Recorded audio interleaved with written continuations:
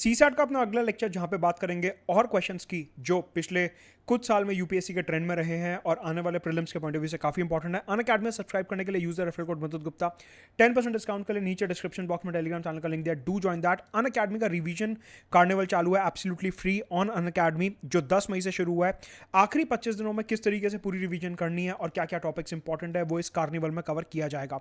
इसी के साथ अनअकैडमी का एक सीएसई एश्योर ऑफर चालू है, जहां पे अगर आप 2 साल या उससे ज्यादा का अनअकैडमी सब्सक्रिप्शन लेते हैं तो 1 साल का सब्सक्रिप्शन एब्सोल्युटली आपको फ्री मिलेगा। ऑल्सो अनअकैडमी का प्राइस हाइक बहुत जल्दी होने वाला है सब्सक्रिप्शन पे, so do enroll to Unacademy using the referral code Madad Gupta. Also नए बैचेस शुरू हो रहे हैं 18 मई से इंग्लिश, हिंदी और बाइलिंगुअल में, जहां पे 2 साल और 1 साल के बैचेस हैं। पूरा सिलेबस कवर किया जाएगा प्री मेंस और इंटरव्यू के पॉइंट ऑफ व्यू से। अनअकैडमी का all India prelims mock test होने वाला है ऑनलाइन और ऑफलाइन। 15 मई को 9:30 से 11:30 सुबह जीएस का पेपर रहेगा, 12:30 से 2:30 सीसैट का पेपर रहेगा और 11 सिटीज में होने वाला है। यहां पे आप अपनी सिटी सर्च कर सकते हैं। अगर आपकी सिटी में अभी नहीं हो रहा है तो आप ऑनलाइन अपीयर हो सकते हैं। अनअकैडमी अल्ट्रा कॉम्बैट जो कि 22 मई को होने वाला है, so do enroll for this as well using the referral code Madad Gupta. Prelims 2020 का अपना क्वेश्चन है, first all numbers are divisible by 2, second all numbers are divisible by 3। 2 statement दिए हुए हैं और उनके बाद 2 कंक्लूजन दिए हुए हैं। हमारे को बताना है दोनों में से कौन सा कंक्लूजन सही है। वो कह रहा है हमारे को एक नंबर्स का सेट दिया हुआ है, हमारे को एक नंबर सेट दिया हुआ है, मतलब कि कुछ नंबर दिए हुए हैं और उसमें वो बोल रहा है कि ये जो सारे नंबर्स हमारे को दिए हुए हैं ये 2 से भी डिविजिबल हैं और ये 3 से भी डिविजिबल हैं।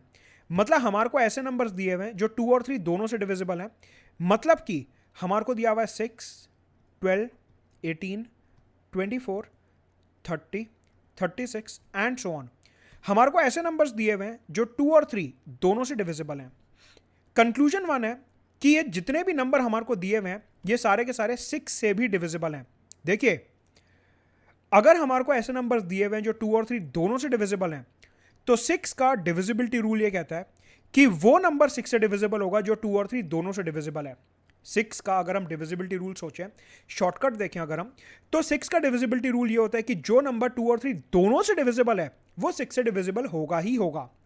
मतलब कि जो हमारे को नंबर्स दिए हुए हैं क्योंकि वो 2 और 3 दोनों से डिविजिबल हैं, इस कारण से वो 6 से भी डिविजिबल होंगे और पहला कंक्लूजन एब्सोल्युटली करेक्ट है। मतलब कि 6, 12, 18, 24, 30, 36, 42, 48 एंड सो ऑन, ये सारे के सारे नंबर्स जो हैं 6 से डिविजिबल हैं एंड हेंस पहला कंक्लूजन बिल्कुल सही है, क्योंकि 6 का डिविजिबिलिटी रूल ही यही होता है कि जो नंबर 2 और 3 दोनों से डिविजिबल है वो 6 से डिविजिबल होगा। अगर आपको नहीं पता 6 का डिविजिबिलिटी रूल क्या होता है, एक बार आपको फटाफट से बता देता हूं। 6 का डिविजिबिलिटी रूल बेसिकली होता है कि एक ऐसा नंबर जो 2 से भी डिविजिबल है और 3 से भी डिविजिबल है वो 6 से डिविजिबल होगा। फॉर एग्जाम्पल अगर मैं नंबर 9 लेता हूं, 9 जो है ये 3 से तो डिविजिबल है लेकिन ये 2 से डिविजिबल नहीं है, इस कारण से 9 जो है वो 6 से डिविजिबल नहीं है। या फिर अगर मैं एक और नंबर लूं 8 जो है वो 2 से तो डिविजिबल है लेकिन 3 से डिविजिबल नहीं है, इस कारण से जो 8 है वो 6 से डिविजिबल नहीं है। अगर मैं एक नंबर और लूं 30 जो है वो 2 से भी डिविजिबल है, वो 3 से भी डिविजिबल है, इस रीजन से 30 जो है वो 6 से भी डिविजिबल है। तो आपको हमेशा ध्यान रखना है जब भी आपको कोई भी नंबर दिया हुआ हो, अगर वो नंबर 2 और 3 दोनों से डिविजिबल है तो वो नंबर 6 से भी डिविजिबल होगा।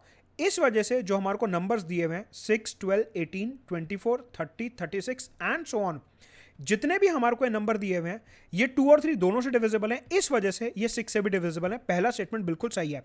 अगर मैं सेकंड स्टेटमेंट की बात करता हूं, सेकंड स्टेटमेंट क्या है, all numbers are divisible by 4।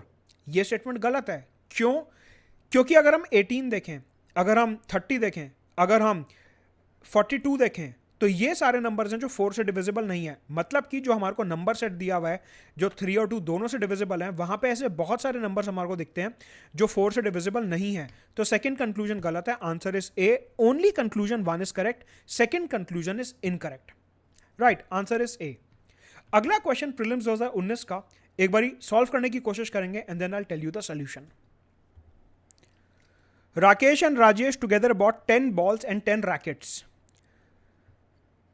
10 balls खरीदी और 10 रैकेट खरीदे और ये 10 बॉल और 10 रैकेट कितने के आए, उसमें राकेश ने खर्च करे 1300 रुपए और राजेश ने खर्च करे 1500 रुपए। मतलब कि हम ये कह सकते हैं कि 10 बॉल्स और 10 रैकेट्स मिला के टोटल खर्चा हुआ 2800 रुपए का। क्यों?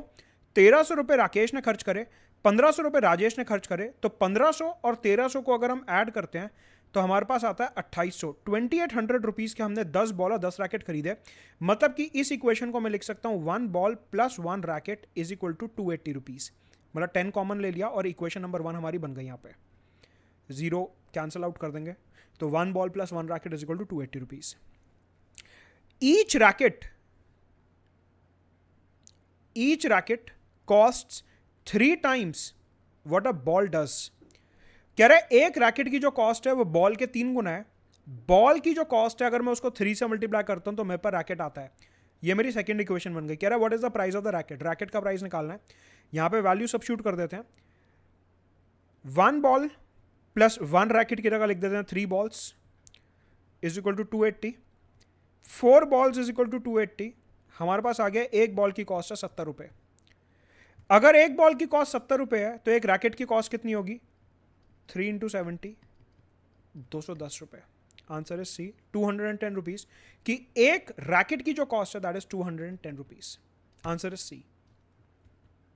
अगला क्वेश्चन प्रीलिम्स 2019 का एज बेस्ड क्वेश्चन है। ट्राई एंड सॉल्व दिस और फिर सोल्यूशन डिस्कस करते हैं। इन 2002 मीनू's age was 1/3 that of Meera's age. कह रहा है मीरा की जितनी एज थी 2002 में, मीनू की उसके 1/3 थी। मैंने मान लिया मीरा की जो एज थी वो x ईयर्स थी 2002 में, तो मीनू की एज उसके 1/3 हो जाएगी, मतलब कि x/3। मीनू's age was 1/3 that of Meera. जितनी मीरा की एज है उसके 1/3 मीनू की एज हो जाएगी। मैंने मीरा की एज मानी x ईयर्स, तो मीनू की एज कितनी हो गई? x/3। कह रहे हैं 2010 में मीरा की एज कितनी हो गई? x+8। क्यों? 8 साल का डिफरेंस है इधर 2002 से 2010 में। मीरा की एज 2002 में x ईयर्स थी, तो मीरा की एज 2010 में कितनी हो गई? x+8। मीनू की एज x/3 थी 2002 में, तो अब मीनू की एज कितनी हो जाएगी? x/3 + 8। कह रहे हैं 2010 मीनू's age was half the Meera's age. कह रहा है अगर मैं मीनू अपॉन मीरा का रेशियो लूं 2010 में तो दैट वाज 1/2। क्यों? क्योंकि मीनू की जो एज है वो मीरा की एज के आधी है। मीनू की जो एज है वो मीरा की एज के आधी है, मतलब 1/2 का रेशियो आ गया। It means that x/3 + 8 upon x+8 is equal to 1/2। ये हमारे पास रेशियो आता है। क्रॉस मल्टीप्लाई कर देते हैं। 2x/3 + 16 is equal to x+8।